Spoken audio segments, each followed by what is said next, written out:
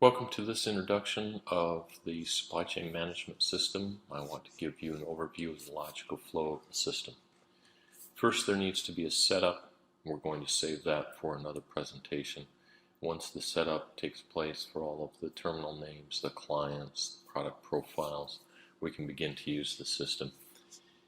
For most transloads, a lot of the traffic comes by rail, so there is a rail management module that allows us to start tracking rail cars as soon as they're shipped and identified on the railroad. They may be in Kansas City or they may be in Chicago, out in the middle of the plains, but the in-transit category has those cars. We can start to plan based on the ETA the railroad is providing us, and they will arrive at the local rail yard, which the Bismarck yard doesn't have any right now, but once they're at the rail yard, we want to move them on site as quickly as possible to avoid demurrage. And we keep track of the cars that we have, whether they've been released back to the railroad, whether the warehouse has finished them, and then we have a log of everything that's been released. We can always take a look at a car and its details and every instance of its visits to our facility. And the purpose of the rail log gives us that heads-up planning on inbound rail cars. We can add receivers to that so that we can report on what inventory is due, when it is due, as well as controlling rail demurrage, which comes from taking too long to unload rail cars. We want to keep track of our records and make sure that the railroad's records match ours. So those are some of the processes that are going to take place in the rail planner. Next is the warehouse management module here under the forklift. It is organized around two processes: receiving inventory and then making bills of lading to ship inventory. A typical receiver has a header that requires a shipping client who owns it when it ships, an inventory client who owns it when it is at our transload, the origin, which was the physical origin at shipment, and then destination, which typically is the transload we are in. There are a number of different receiver types. This is part of the setup, and there can be corrections, transfers, typically outside carriers and house fleets. After that comes one of the processes or concepts that is most important to the SCMS system, which is product profile. As a transloader, we are not ordering the material ourselves. We're not in control of what we receive, so we need a very flexible inventory system, and this allows us to add the headings to several custom categories. Each client has its own set of product profiles. They may have multiple product profiles for the different inventories they keep at the facility.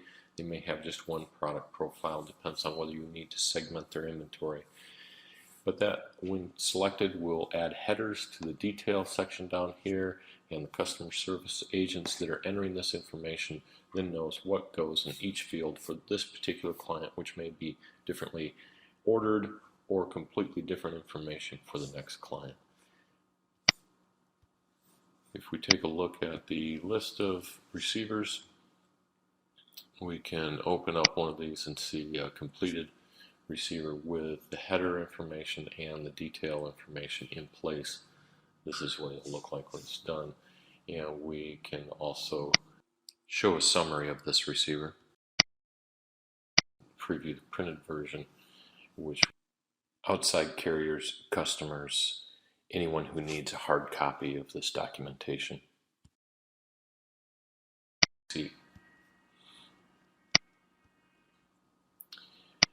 After receiving, there may be any amount of inspection of the inventory. So here under inventory reports is current inventory, which allows us to select any of the clients, view the inventory in this grid, which the grid is flexible so that we can move things around, scale them as necessary, and then run any of the printable reports, worksheet reports, special sorted lists, custom FIFOs, and things like that, inventory on a given day.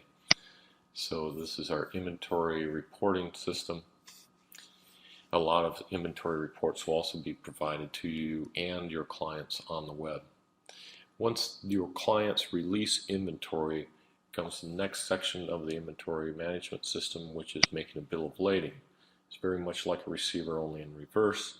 Once again, we're filling in the header information, with the most critical part being who is the inventory client, who is the one that owns this inventory and is releasing it.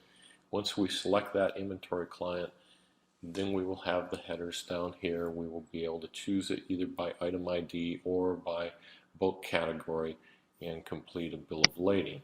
The bill of lading, when complete, looks very much like a receiver, but is the documentation for both the warehouse to pull that inventory and the driver to deliver the inventory, and for the customer to sign off on that inventory. Here we have a bill of lading with 24 items, and these can also be summarized so that they're grouped together. We have the ability to preview the printed bill of lading, know what's going to go out the door.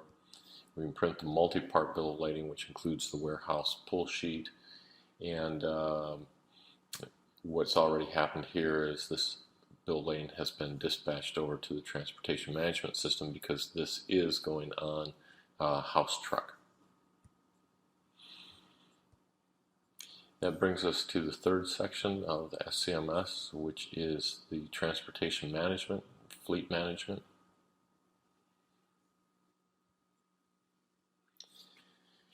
Here we are organized around the process of planning tomorrow and then managing today's plan.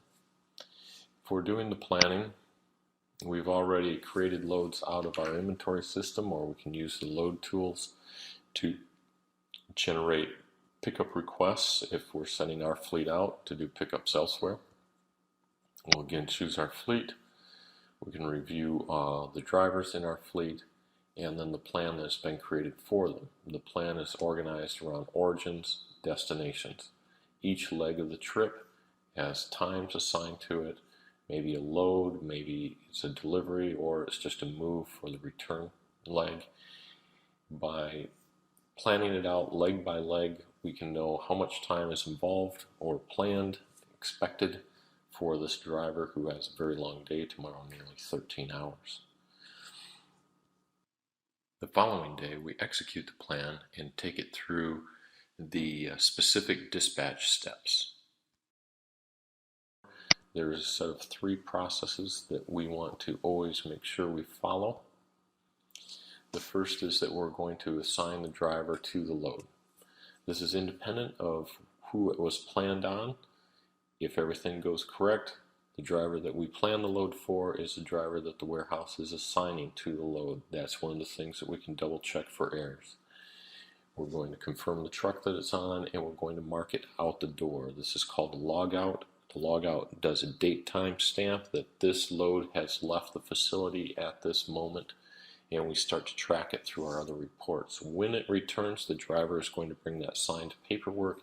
We'll pull up the POD list, and we will have those loads that, this is blank because none of them have been logged out, but once they're logged out, they will be on this list, so that we can mark those proof of deliveries, those signatures from the client that are so important in getting paid. So that is the logical flow from the rail inbound to the receiving and bills of lading created in the warehouse, to the transportation management, knowing where the drivers are throughout the day, where they're expected to be, building out a plan, and then executing that plan, tracking it throughout the day. Before we can do those things, there's a number of setup options that need to take place, getting the clients in, the destinations, product types, the profiles that I discussed, and I'll cover that in the next video.